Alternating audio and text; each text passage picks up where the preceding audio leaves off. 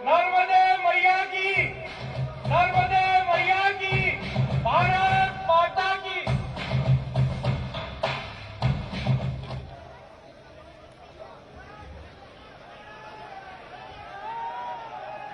वंदे वंदे मातरम। एक बार बोले, भारत माता की वंदे।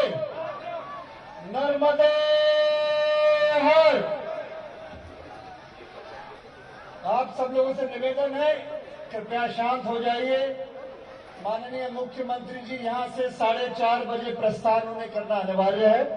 उन्हें सावेर की सभा जाना है। हमारे पास मात्र 25 मिनट है। सबने निवेदन है, कृपया शांत हो जाए। मंच पर निवेदन करूंगा सभी कार्यकर्ताओं से विराज जाए।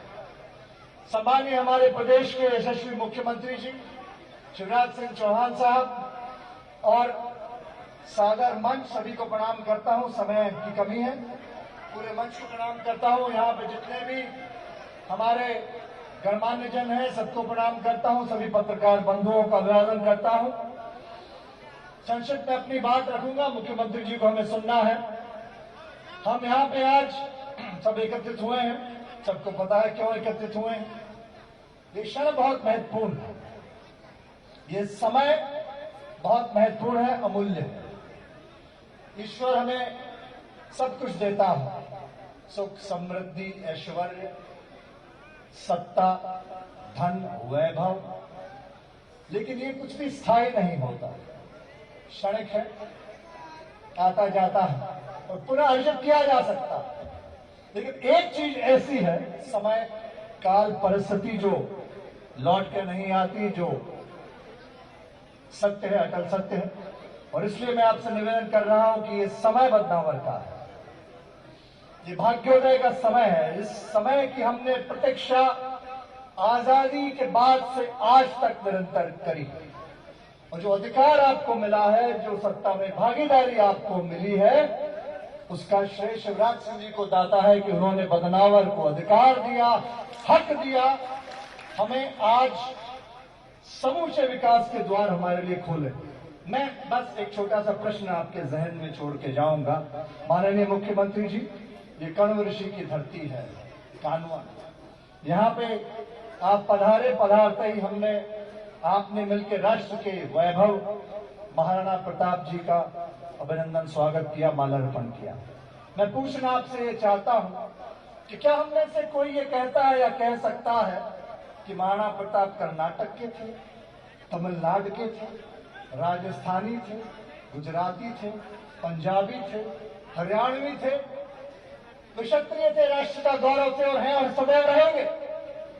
इसी प्रकार जब जब हमने इस विधानसभा क्षेत्र में कोई भी चुनाव लड़ा हो, हमने कभी समाज को जाति में बांटने का प्रयास नहीं किया। और यह तो बहुत दूर की बात हो गई कि रायपुर समाज को कभी हमने बांटने का प्रयास किया।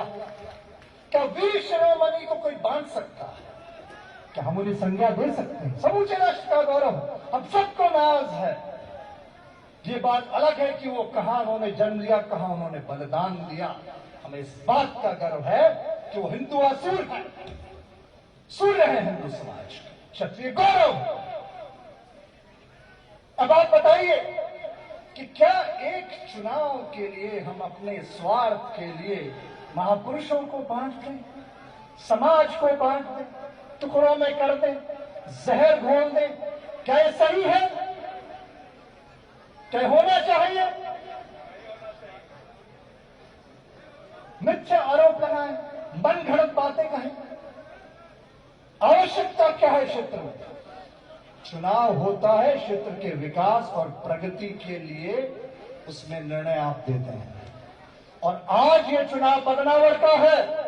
ये राजवर्धन सिंह दत्तीगांव, शिवराज सिंह जी चौहान, मोदी जी, प्रहलाद सिंह जी, प्रकाश राव जी सावंत, छतर सिंह जी दरबार, राजेश जी अग्रवाल, मोगी जी, नीना वर्मा जी, खिलराज पाटीदार जी का नहीं है। ये चुनाव बदनावर का है। और क्या मुद्दे होने चाहिए इस चुनाव के? मेरी व्यक्तिगत बुराइयां खूब करेंगे, कर रहे हैं, करते रहेंगे। कल कमलनाथ जी आएंगे तो वो भी एक ही बात कहेंगे, राजवर्धन सिंह ऐसे, राजवर्धन सिंह ऐसे, दत्तीगांव ने किया, दत्तीगांव ने वो किया। लेकिन मुझ पर उंगली उठाने से पहले हर एक व्यक्ति जो उठाता हो याद रखे कि 3 उंगलियां उसकी और भी हैं। मर्यादा पुरुषोत्तम राम सिर्फ एक हुए, बाकी हम सब मानव है, सब में कमियां हैं। मैं अपनी कमियां स्वीकार करता, नतमस्तक हूं जनाब। लेकिन मेरा आपसे पुनः आग्रह है, यहां मुद्दा मैं नहीं हूं, यहां मुद्दा बदलावर है, यहां का विकास है, यहां की आवश्यकताएं हैं, आपके बच्चों का भविष्य है। और क्या नहीं किया हमने इस गांव के लिए, क्षेत्र के लिए। हमें आवश्यकता है जो शिवराज सिंह ने घोषणा करी कोटेश्वर में, नर्मदा जी लेके आए हैं। और जो क्षेत्र छूटा था आपने कहा, जो दे रहे हैं वो तो दे ही रहे हैं ईश्वर की कृपा से और परिश्रम से, लेकिन 1700 करोड़ का और जो गांव छूटे हुए थे उसकी भी डीपीआर मिलने की सहमति आपने बताई। और हमारी आवश्यकताएं क्या है? हमारे पास 2 प्रमुख नदियां हैं, श्यामला, बागेड़ी। हमें वहां स्टॉप डैमों की श्रृंखला की आवश्यकता है। और 2 आपने दे दी, खाली हाथ नहीं आए। इसी चामला में, चामला का द्वार है माननीय मुख्यमंत्री जी, आपने 2 स्टॉप डैम दिए हैं, बराज बड़े बड़े। एक खड़ेली में आपने स्वीकृत किया और एक जलोद में आपने स्वीकृत किया। और जहां लगेगा, माननीय मुख्यमंत्री जी ने कहा है बदनावर के लिए कहीं कोई इनकार नहीं, हर चीज के लिए। चाहे आपके उद्योगों की बात हो, आपने कह दिया, आपने नियमों को बदल दिया हमारे लिए। आपने कहा नहीं, बदनावर में उद्योग लगेगा, 2000 करोड़ के हमारे यहाँ उद्योग लगने वाले प्रस्तावित। कृषि आधारित 7 से 8000 रोजगार का सृजन प्रथम फेज में पूर्णता की ओर जब जाएगा तो 28 से 30,000 नव रोजगार का सृजन होगा। और उसमें हम ये नहीं देखेंगे कौन जाति समाज धर्म दल का आदमी रोजगार पर लगेगा, सब लगेंगे। जो आएगा पात्रता होगी, उनकी ट्रेनिंग करी जाएगी। चामला में जब स्टॉप डैम बनेंगे, पानी आएगा तो कोई एक व्यक्ति नहीं, सबको उसका लाभ मिलेगा। नर्मदा जी आएंगी तो सबको उसका लाभ मिलेगा। सड़कें बनेगी, सबको उसका लाभ मिलेगा। हॉस्पिटल बनेंगे। एक आवश्यकता महत्वपूर्ण माननीय मुख्यमंत्री जी, यहाँ पे हमें सिविल हॉस्पिटल की आवश्यकता है कानून में, और सब कुछ है। आपकी कृपा से सब कुछ हमने यहाँ करवा दिया है, ताकि रोड बन गई है, यहाँ पे पानी की टंकी, और आपने अभी 1 करोड़ से ज्यादा राशि पेयजल की योजना को और सुदृढ़ करने की इसी कानून मुख्यमंत्री जी ने दी है। थोड़ी करतल ध्वनि तो हो जाए जोर से। और कॉलेज जो रुका हुआ था आपका, उसके 4.25 करोड़ रुपए भी माननीय मुख्यमंत्री ने स्वीकृत करे हैं। नौजवानों के लिए, आपके भविष्य के लिए तालियां तो थोड़ी और बननी चाहिए। हर एक क्षेत्र में आपने यहां प्रयास किया है, हर एक क्षेत्र में आपने कहा हम करेंगे, और ये सिर्फ 6 में 6।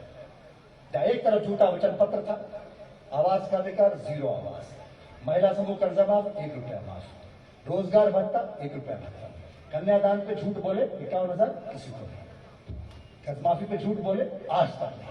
आपने भी 22 करोड़ रुपए डलवाए हैं। सेकेंड फेज के जो कागज के टुकड़े बंटवा दिए थे तत्कालीन सरकार ने, 22 करोड़ रुपए डलवाए। 22 तारीख को खातों में आया होगा, रिकॉर्ड निकाल के। 0 ब्याज के लिए 800 करोड़ रुपए और अपाने ने दिया। तो मैं अंत में आपसे इतना ही निवेदन करूंगा, माननीय मुख्यमंत्री जी आपसे बात करेंगे क्योंकि उनको जाना है, सांवेर की एक सभा है, और इस बात के प्रति मैं निश्चित हूं माननीय मुख्यमंत्री जी, हमारा क्षेत्र बहुत जागरूक है। हमारे सामान्य तौर पे 80% मतदान होता है। इस साल पता नहीं इस बार कितना करेंगे, लेकिन जो भी करेंगे अच्छा ही करेंगे। चुनाव इन्हीं का है, इन्हीं को लड़ना है और इन्हीं को विजय होना है, क्योंकि भविष्य हमारे क्षेत्र का यहाँ पे है। एक तरफ असीम संभावनाएं प्रगति और विकास की है, भाग्योदय की, और दूसरी तरफ जातवाद का जहर, कटुता, विभाजन, अंग्रेजों की नीति, अपशब्द कहना, टिकट मिलते ही गुंडागर्दी चालू कर दे। मेरी गाड़ी को घेर लिया माननीय मुख्यमंत्री जी, मैं आ रहा था, उद्दंडता करी, बोतलें फेंकी, नारे लगाए, मुझे अपशब्द कहे, गालियां दी। इतनी ऊंची हरकतें तो बदनावर के इतिहास की राजनीति में कभी हुई नहीं। और उस व्यक्ति ने जिनके सम्मान के लिए हमने उनको हटा दिया था ब्लॉक कांग्रेस अध्यक्ष के पद से, माननीय भूरिया जी ने और जिला अध्यक्ष ने, फिर भी हमने उनको बना के रखा उनके सम्मान की बात के, फिर भी हमने उनको बना के रखा। आज भी मैं तो उनको प्रणाम करता हूं, आदर से ही उनका नाम लेता हूं। क्यों? क्योंकि वक्त मेरे पिताजी के साथ रहे, मेरे पिताजी की अंतिम सांस इसी भूमि पे ली, यहीं पे उनका स्वर्गवास हुआ। इसलिए मैं तो सिर्फ ये कहता हूं अंत में आप सबसे, जब से चला हूं मेरी मंजिल पे नजर है, मैंने कभी मील का पत्थर नहीं देखा, मेरे पिताजी ने अंतिम सांस इस धरती पे ली, मेरी भी अंतिम सांस नहीं जाएगी। आप सबको प्रणाम करता हूं, सबको बहुत बहुत धन्यवाद। जय हिंद। बहुत बहुत धन्यवाद राजा साहब। अब मैं, क्योंकि समय बहुत कम है, आप जिसका इंतजार कर रहे थे, मैं अनुरोध करूंगा हमारे यशस्वी मुख्यमंत्री जी के कि जनता को संबोधित करें। आए।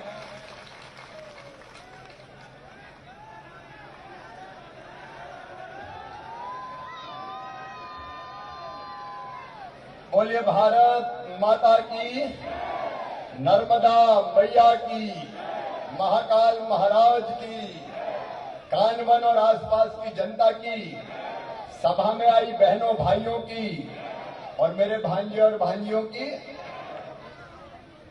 मंच पर विराजमान हमारे चुनाव के संचालक वरिष्ठ नेता आदरणीय श्रीमान कृष्ण मुरारी मोघे जी, मेरे मंत्रिमंडल के मेरे सहयोगी मंत्री, आपके यशस्वी नेता, और जब 1.25 साल में ही कांग्रेस की सरकार के पाप का घड़ा भर गया तो पाप की उस लंका में आग लगा के सरकार को गिरा के राज्यवर्धन सिंह दत्तीगांव भारतीय जनता पार्टी में आ गए, अपने कैरियर को दांव पे लगा। ऐसे हमारे साथी आदरणीय राज्यवर्धन सिंह जी, भारतीय जनता पार्टी की प्रदेश की महामंत्री, हमारी यशस्वी नेता बेटी कविता पाटीदार जी, भारतीय लोकप्रिय यशस्वी विधायक जिनका आज जन्मदिन है, भाभी जी श्रीमती मीना वर्मा जी, आप जियो हजारों साल। हमारे यशस्वी सांसद आदरणीय छतर सिंह दरबार जी, टेस्टेड राइफल।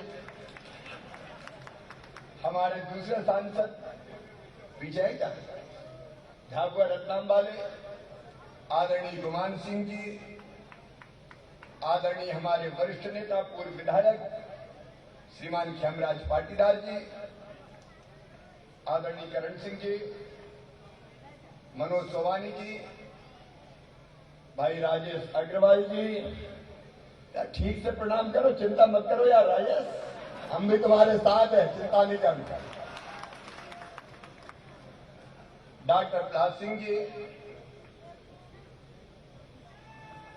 बहन रंजना बघेल जी, आदरणीय जसवंत सिंह राठौर जी, हमारे वरिष्ठ नेता रामेश्वर मुकाती जी, शांतिलाल धवई जी, मंडल अध्यक्षगण, जिले के पदाधिकारीगण। अब समय कम है इसलिए जी भर के एक बार सबको देख लेता हूं। हटो भैया, सभी नेता साथी पदाधिकारीगण और सामने बैठे हुए मेरे लिए तो भगवान, मेरी जनता जनार्दन, बुजुर्गों, नौजवान भाइयों, बेटे बेटियों, दोनों हाथ जोड़ के शीश झुका के आप सबको प्रणाम करता हूं, नमस्कार करता हूं। अभी राज्यवर्धन जी थोड़े से भावुक हो रहे थे, कह रहे थे मुझे गालियां दी। आप परेशान मत हो राज्यवर्धन सिंह जी, अरे ऊपर से ही आजकल कांग्रेस ये कर रही है, यहाँ की क्या बात कर रहे हैं। वहां देख लो कमलनाथ जी बोरा गए, नवरात्रि चल रही है। अभी हमने बेटियों के पूजा की, मैंने उनके चरण छुए। ये भारतीय जनता पार्टी की परंपरा है, हम मां, बहन और बेटी के चरण छू के उनको प्रणाम करते हैं। उनका मान सम्मान और इज्जत ये हमारी संस्कृति और संस्कार में है। यत्र नार्यस्तु पूजन्ते रमन्ते तत्र देवता। जहां मां, बहन और बेटी को मान सम्मान और इज्जत की नजर से देखा जाएगा, वहीं भगवान निवास करेंगे, यह हमारे धर्म ग्रंथों में कहा गया है। मैं जहां भी जाता हूं, मैं बेटियों के चरण छूता हूं, चरण पढ़ता हूं। और कमलनाथ जी आपको क्या हो गया है, 74 साल की उम्र है आपकी, आपके साथ आपके मंत्रिमंडल में हमारी एक बहन जो आज मंत्री है, बहन इमरती देवी जी कल डबरा गए और उनके बारे में जो शब्द बोले बहनों और भाइयों, मैं तो दोहरा नहीं सकता। आप सबने टीवी पर देखा होगा, उनकी इज्जत तार-तार की गई, उनके सम्मान से खिलवाड़ किया गया, और जब हमने विरोध किया तो इतनी निर्लज्जता कि मैं तो नाम भूल गया था। अरे तुम्हारे मंत्रिमंडल में जो सदस्य रही उसका ही नाम भूल जाओ तो तुम्हें मुख्यमंत्री क्या नेता प्रतिपक्ष रहने का भी हक नहीं है, अधिकार नहीं है। नाम भूल गया। अब चोरी और सीना जोड़ी कह रहे आइटम तो हम सब है, मैं भी आइटम हूं, तुम भी आइटम हो, 12 आइटम। अगर कोई घर में मां बहन बेटी से जाके आइटम कह दे तो सहन कर पाओगे क्या मेरे बहनों और भाइयों? और हम कुछ भी सहन कर ले, लेकिन बहन और बेटी का अपमान हिंदुस्तान की धरती सहन नहीं कर सकती, मध्य प्रदेश की धरती सहन नहीं कर सकती। इमरती देवी की आंखों में आंसू है। केवल गरीब घर में पैदा किसकी उसकी इज्जत तार-तार की जाएगी। मजदूर से मंत्री बन गई मेहनत और समर्पण के बल पर, इसलिए उनका अपमान किया जाएगा। याद रखें कमलनाथ जी, ये वो धरती है कि सीता मैया का अगर रावण ने अपमान किया था तो वंश में नाम लेवा पानी देवा नहीं बचा था, नाम लेवा पानी देवा। और जब द्रौपदी जी का अपमान हुआ था तो दुर्योधन और दुशासन का क्या हाल हुआ था, ये कभी मत भूलना। अब बातें बना रहे हैं, मुझे उम्मीद थी गलती मांगेंगे, माफी मांगेंगे, लेकिन वो अब भी मौजूरी कर रहे हैं और 2 गालियां मुझे दे रहे हैं। मैं सोनिया गांधी जी से कहना चाहता हूं, आप भी पैदा हो, आप भी मां बहन और बेटी रही हो, क्या आपकी पार्टी का नेता प्रतिपक्ष अगर इस तरह अपमान करे किसी बहन का तो आप सहन कर पाओगी क्या? आपको जवाब देना होगा। मध्य प्रदेश की जनता जवाब मांगती है, और अगर आप जवाब नहीं देती तो हम ये मानेंगे कि आप भी कमलनाथ के विचारों से सहमत हैं। क्या हो गया कांग्रेस को? मुझे कहा शिवराज सिंह चौहान नालायक है। कानवन वालों में आपको नालायक लगता हूं? अरे जोर से बताओ, मैं नालायक हूं क्या? फिर और बोले, कहने लगे ये तो नारियल लेके घूमता है। तो नारियल लेके नहीं घूमू तो क्या शैंपेन की बोतल लेके घूमू? अरे मेरी माटी ने मुझे नारियल के संस्कार दिए। नारियल भगवान को भी चढ़ाते हैं, देवी जी को भी चढ़ाते हैं, और मेरी जनता अगर विकास का काम मांगती है, कानवन वाले कहते हैं कॉलेज का भवन बनाओ, तो हम कॉलेज का भवन बनाने के लिए भूमि पूजन करते हैं और नारियल फोड़ देते हैं। हम विकास के नारियल फोड़ते हैं। नर्मदा मैया का पहला फेज ये कांग्रेस से मैं पूछना चाहता हूं, आप ईमानदारी से कानवन में बताना मेरे बहनों का, अगर शिवराज सिंह चौहान नहीं होता तो क्या कमलनाथ नर्मदा ले आते? यहां दिल से बताना, ले आते क्या? जब इनकी सरकारें थी तो कहते थे अरे छिपरी नर्मदा नहीं मिल सकती, इम्पा से नहीं हो ही नहीं सकता। मुझे पता था कानवन वालों कि धार जिला हो चाहे निवाड़ मालवा हो, अगर बचाना है तो केवल नर्मदा मैया का पानी ही एक विकल्प है, और उसे मैंने तय किया। असंभव शब्द मेरे शब्दकोश में नहीं है, मैं नर्मदा जी का पानी लाऊंगा लाऊंगा और लाऊंगा। पहला चरण स्वीकृत हो गया। राजवर्धन जी, हमारे खेमराज जी ने चिंता मत करना, दूसरा चरण भी स्वीकृत कर रहा हूं। इस इलाके के खेतों तक नर्मदा मैया का पानी लेके आएंगे।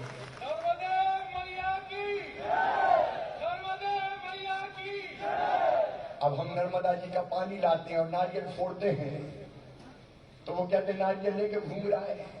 अरे तुम्हारी किस्मत फूटी थी, तुम्हारी किस्मत में नारियल फोड़ना ही नहीं था, मैं क्या करूं? तुमने कोई विकास का काम ही नहीं किया। विकास का काम करते तो नारियल फोड़ते। और ये मेरे उद्योग मंत्री राज्यवर्धन जी आपके सामने खड़े, चर्चा हो गई है, उद्योग लाएंगे और स्थानीय नौजवानों को 75% कम से कम रोजगार देंगे, कोई कसर नहीं छोड़ेंगे। अब हम उद्योग लाएंगे तो नारियल फोड़ेंगे, तुम्हें कहा कोई तकलीफ हो रही है? अरे फोड़ूंगी नहीं मैं नारियल, बता तो नारियल फोड़ता, नारियल लेकर घूमता है और फिर कहने लगे ये तो कलाकार है, कलाकार। अब मैं कलाकार दिख रहा हूं, कहने लगे शाहरुख खान और दूसरा कौन है, सलमान खान को बात दे रहा है। मैंने आईने में मेरी सूरत देखी। अरे एक बात बताओ कमलनाथ जी, आपको शाहरुख खान, सलमान खान, कैटरीना कैफ, जैकलीन फर्नांडिस ये क्यों याद रहते हैं? कभी गांव गरीब, धन्नू, पन्ना, कल्लू, मन्ना, चन्ना, रामलाल, श्यामलाल, इन गरीबों की याद आती है रे कभी? कभी इनके खेतों में कभी आए, कभी गांव गांव की गलियां देखी? गरीब याद नहीं, किसान याद नहीं।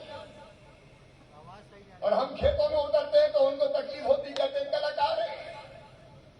सुन लो कमलनाथ जी, तुमने ढेला नहीं दिया था फसल बीमा योजना का, 198 करोड़ धार जिले में आया है, जल्दी खातों में आएगा, चिंता मत करना।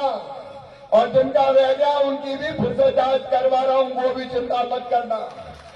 और सुन लो मेरे किसान भाइयों, अभी नुकसान अगर हुआ है फसलों का तो उसका भी मैंने सर्वे करवाया, मध्य प्रदेश में जा हुआ है। 4000 करोड़ रुपया राहत की राशि बांटूंगा, कोई कसर नहीं रहने दूंगा, कोई कसर नहीं रहने दूंगा। अब मैं किसान के खाते में पैसा डालता हूं तो मैं कलाकार हूं कलाकार भैया, और डालूंगा। अरे तूने क्या किया? मैंने तो चौथी बार मुख्यमंत्री बनते ही प्रधानमंत्री जी के 6000 के साथ 4000 और डालने का फैसला करता है। कम से कम 10,000 किसानों के खाते में जाए, और वो भी छोटे से छोटा किसान। ये माइक ठीक करो रे,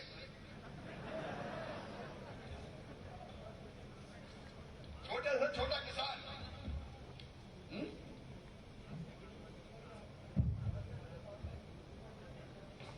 हेलो, छोटे से छोटा किसान, चाहे 1.5 एकड़ जमीन हो, चाहे आधा एकड़ जमीन हो, चाहे 1 एकड़ जमीन हो, सबको दूंगा। और सुनना रे किसान भाइयों, ये तो अभी ट्रेलर है, ट्रेलर। खजाने में पैसा और आऊंगा, कोरोना जाने दो, फिल्म भी पूरी दिखाऊंगा, चिंता मत करना। अब आपकी सरकार है, ये किसानों की सरकार। मैं गया तो खाते में पैसा आना बंद हो गया था। बोलो सही बात है कि नहीं? अरे दिल से तो बोलो सही है कि नहीं? इन्हें कभी ढेला भेजा खाते में? अब मामा आ गया है, चिंता मत करना, कसर नहीं छोड़ूंगा। लेकिन मैं किसानों को देता हूं तो कहते कलाकार है। और आगे बढ़े, काय को परेशान हो रहे राजवर्धन जी? हमें कह दिया नंगा भूखा है, शिवराज तो नंगा भूखा है। हाउ कमलनाथ जी, तुम तो सेठ हो भाई, उद्योगपति कमलनाथ, सेठ कमलनाथ। लेकिन इतना कहता हूं, मैं तो मध्य प्रदेश की धरती पर ही पैदा हुआ, इस जमीन पे मैंने जन्म लिया।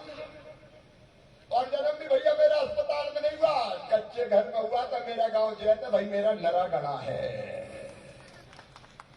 तुम्हारा नरा कहां गला है? तुम कहां के रहने वाले हो? कलकत्ता के हो कि कानपुर के हो, कोई नहीं जानता। क्या मध्य प्रदेश समझते हो? मध्य प्रदेश की माटी की सोनी सुगंध तुम्हें पता है? कभी मध्य प्रदेश की जनता का दर्द जाना है? कभी गरीबों की तकलीफ में काम आए हो?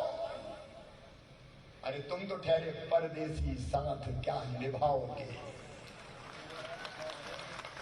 जिंदगी में ही 2 बार आए, और मामा ने तो धार जिले खून खाया। कितनी बार आया जब मुख्यमंत्री था, कसर छोड़ी मैंने।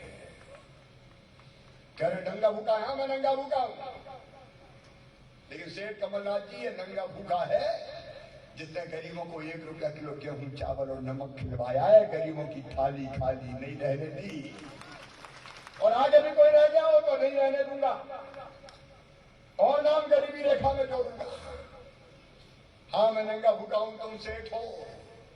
अरे मेरे भांजे भांजियों, तुम्हारे मामा ने संबल योजना में तय किया कि मेरे जितने प्रतिभाशाली बेटे बेटी हैं, चाहे वो सामान्य वर्ग के हो, चाहे वो पिछड़े वर्ग के हो, चाहे वो अनुसूचित जाति जनजाति के हो, उनका admission engineering college, medical college, IIT, IIM में होगा तो उनके फीस उनके मम्मी पापा नहीं भरवाएंगे, उनका मामा शिवराज सिंह चौहान भरवाएगा।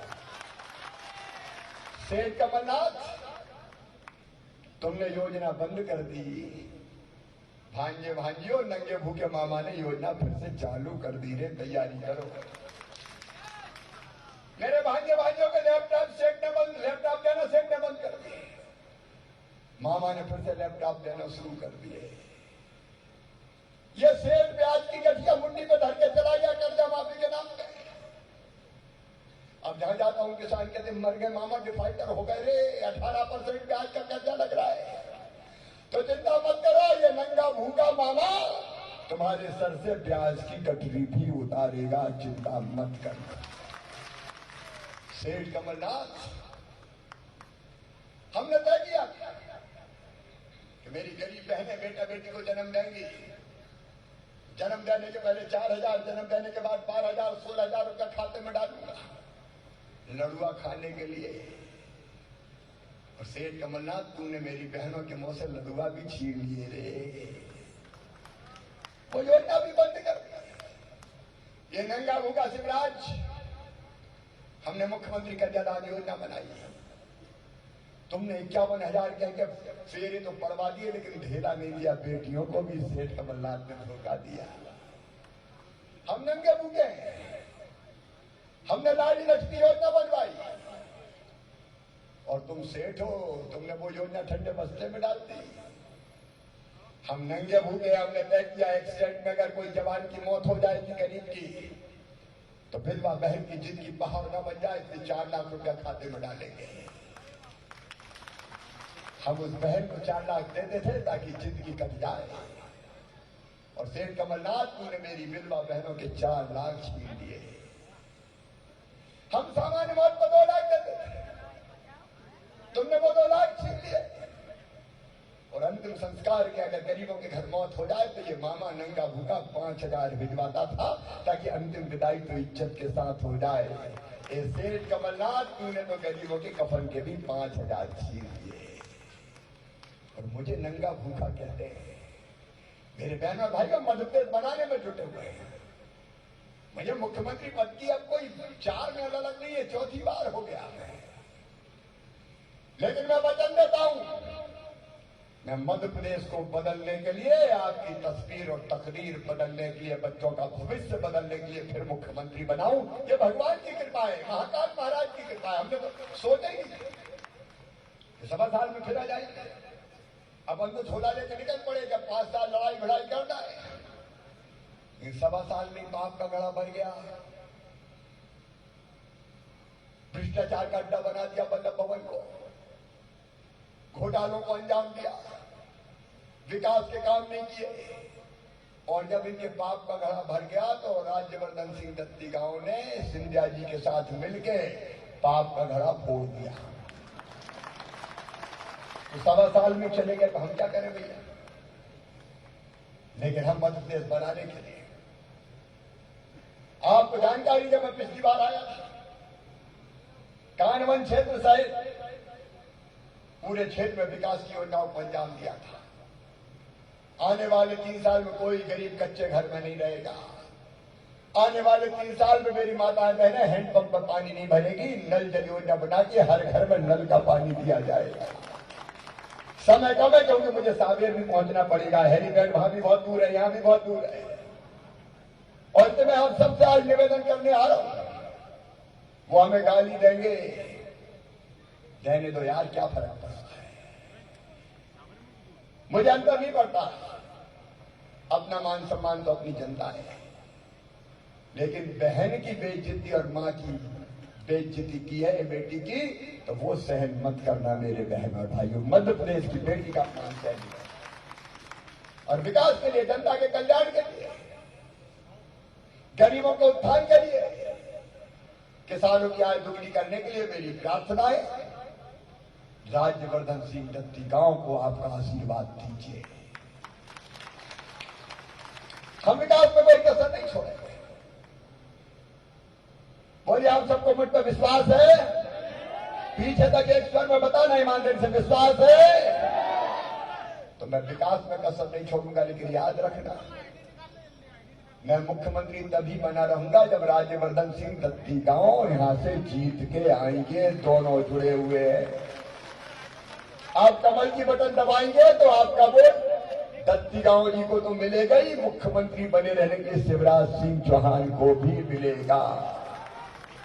बस आपका आशीर्वाद दत्ती गांव जी को दीजिए, भारतीय जनता पार्टी को दीजिए, शिवराज सिंह चौहान को दे दिए, माननीय नरेंद्र मोदी जी को दीजिए।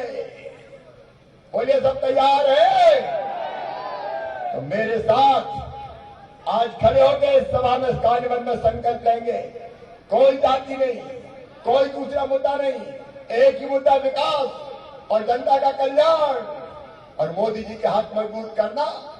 और इस मुद्दे पर हम सबका वोट कमल को जाएगा, भारी बहुमत से राज्यवर्धन जी को जिताएंगे, भाजपा को जिताएंगे। तैयार हो?